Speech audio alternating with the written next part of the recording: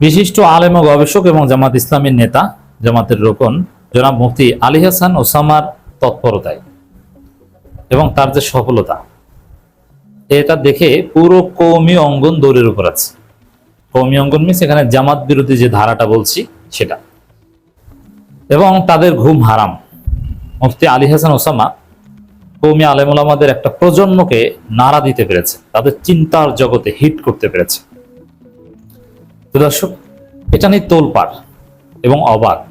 আমি দেখলাম যে কয়েকজন কওমি আলেম, আমি তাদেরকে চিনি না, সিলেটের কয়েকজন, 3জন বা 4জন, বয়সও বেশি না, বা বাংলাদেশে যে তারা জাতীয়ভাবে প্রতিষ্ঠিত পরিচিত ওরকম না, লোকাল কওমি আলেম, তারা জামাত ইসলামীতে যোগ দিয়েছে।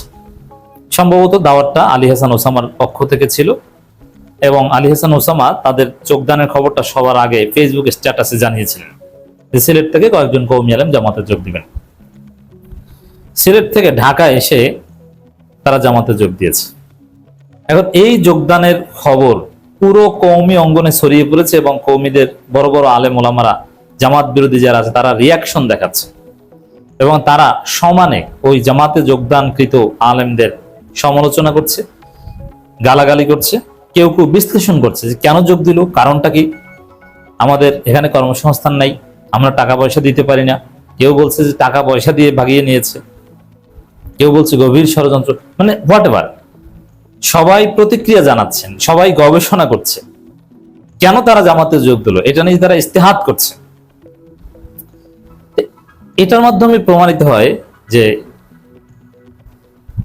ওই যে যারা সিলেটের কওমি আলেম যারা জামাতে যোগ দিয়েছে, এটা পুরো কওমি অঙ্গনকে নাড়া দিতে পেরেছে। কেউ বলছে এতে কিছু আসে যায় না, আসলে যে আসে যায়, তাদের যে ঘুম হারাম তার প্রমাণ সবাই গবেষণা করছে যে কি জন্য যোগ দিল জামাতে। আমাদের কর্মসংস্থান নাই, কওমি অঙ্গনে দাওরা হাদিস পাশ করার পর কি করবে এরকম কিছু নাই, মাদ্রাসার হুজুর হওয়া আর মসজিদের ইমামতি ছাড়া আর কিছু নাই, অতএব তারা এখন জামাতে লাইন ধরছে। এই বিচার বিশ্লেষণ প্রমাণ করে যে তারা চিন্তিত, তারা হতাশ, এবং তারা এটা ঠেকাতে চায়। আর ঠেকাতে যে চায় সেটা তো ওপেন, তারা ঠেকানোর জন্য কওমি মাদ্রাসায় কোর্স আছে আলাদা, এবং এক্সট্রা কারিকুলাম অ্যাক্টিভিটিস এর মধ্যে জামাত ঠেকাও, মওদুদির আকীদা নিয়ে মুনাজেরা, এগুলো তাদের শেখানো হয়, এবং নানান সভা সেমিনার করেন, সেখান থেকে বিশুদ্ধার করা হয়। দেখলাম যে নুরুল ইসলাম অলিপুরি, একজন প্রবীণ আলেম, কওমি আকাবির, তিনি বাংলাদেশ জামাত ইসলামীর আমির ডাক্তার শফিকুর রহমান সমালোচনা করছেন যে গোয়ার বলে, গোয়ার মূর্খ। আপনি চিন্তা করেন, ডাক্তার শফিকুর রহমান জীবনে কোনো কওমি আলেমকে গালি দিয়েছেন, সমালোচনা করেছেন, কটু কথা বলেছেন? না। তারপরেও তাকে গোয়ার মূর্খ, মানে এমন কোন নোংরা ভাষা নাই যে নুরুল ইসলাম অলিপুরি ডাক্তার শফিকুর রহমানের শানে ব্যবহার না করেছেন। তা জামাতের লোকজন তো ভদ্র, নইলে এই নুরুল ইসলাম অলিপুরকে কি উত্তম মাধ্যম দিতে পারে না? কিন্তু না, বরং জামাতের কিছুদিন আগে আমিরে জামাত আলেম ওলামাদের নিয়ে ঢাকায় একটা সম্মেলন করেছিলেন জামাতের ওলামা ফ্রন্টকে নিয়ে। সেখানে তিনি বলেছেন যে না, আমাদের সমালোচনা করুক, আমরা পাল্টা সমালোচনা করব না, আমরা কাউকে গালি দিব না, অপ্রয়োজনীয় বিষয় নিয়ে আমরা পড়ে থাকবো না, আমাদেরকে গালি দিলে আমরা ওটার পিছনে লেগে থাকবো না, আমরা আমাদের কাজ করতে থাকবো, কাজই হচ্ছে আমাদের আসল কাজ। সমালোচকদের, নিন্দুকদের জবাব দেয়, এটা আমাদের কাজ না। হোয়াটএভার। তো দর্শক, নানান ভাবে এই নুরুল ইসলাম অলিপুরের এই বিষয়টা আমি এখানে উত্থাপন করলাম এই কারণে যে চেষ্টা করছে যে কওমি আলেম ওলামারা, ছেলেরা যেন জামাতে যোগ না দেয়।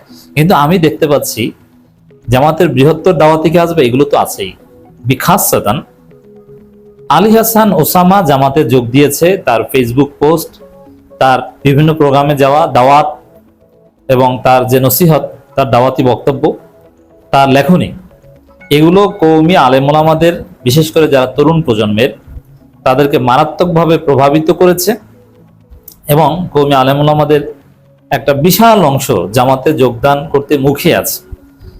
এবং যারা একটু সৃজনশীল, ক্রিটিক্যাল, তারা গবেষণা করছে মুফতি আলী হাসান ওসামার বক্তব্য নিয়ে, মুফতি আলী হাসান ওসামার কিতাব পড়ছে, যে না, আমিও নিরপেক্ষভাবে একটু গবেষণা করে দেখি, মাওলানা মওদুদের বিরুদ্ধে অভিযোগগুলো যদি মিথ্যা হয়, আলী হাসান ওসামারা একদম টপ স্টুডেন্ট, কওমিদের একদম প্রথম সারির রেজাল্টধারী স্টুডেন্ট, মুহাক্কিক আলেম, তারা তো একদম মিথ্যা বলতে পারে না, দেখি কি বলছে। যদি আসলে এগুলো সব মিথ্যাচার হয়ে থাকে, মওদুদের বিরুদ্ধে অপবাদ হয়ে থাকে, তাহলে আমরাও জামাতে যোগ দেব, দেখি কি হয়।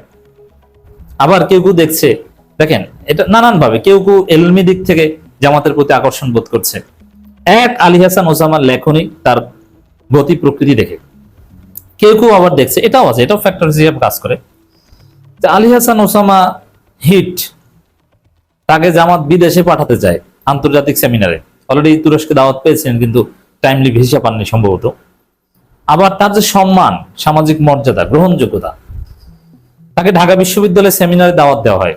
মাহমুদুর রহমান তার কথা বলেন, বিখ্যাত বিখ্যাত লোকদের পাশে বসে তিনি বক্তব্য দেন, এবং সারা বাংলাদেশে আলী হাসান ওসামার কোটি কোটি ভক্ত, এখন জামাতের সব লোকজনই তার ভক্ত, তাকে সবাই চিনে গেছে। আল্লামা সাঈদীর উত্তরসূরি মনে করা হচ্ছে আলী হাসান ওসামাকে। এখানে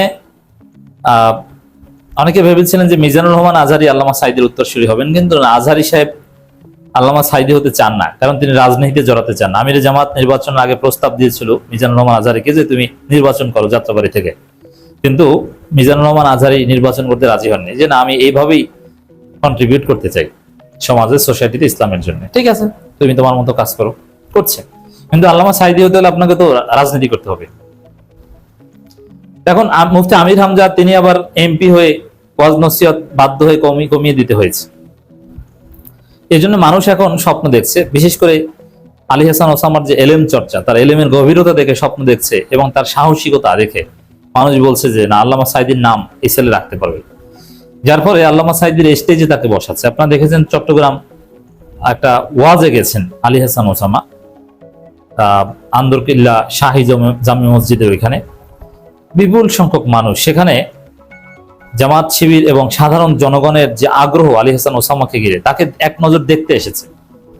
তিনি সুর দিয়ে ওয়াজ করেন না, কিন্তু তার ওয়াজের মধ্যে হাইটস আছে, সেগুলো দেখে মানুষ নারায়ে তাকবীর স্লোগান দিচ্ছে, এবং তার সাথে সেলফি তুলতে পেরে জামাতের নেতারা অনেকে গর্বিত, এবং তাকে অনেক বড় কিছু মনে করছে। এবং আলী হাসান ওসামার চেহারার মধ্যেও একটা আভিজাত্যের ছাপ আছে, একদম ফর্সা মানুষ, দাড়ি জট লম্বা, কথার মধ্যে একটা আভিজাত্য আছে, ভালো presentation, perfect, all in all.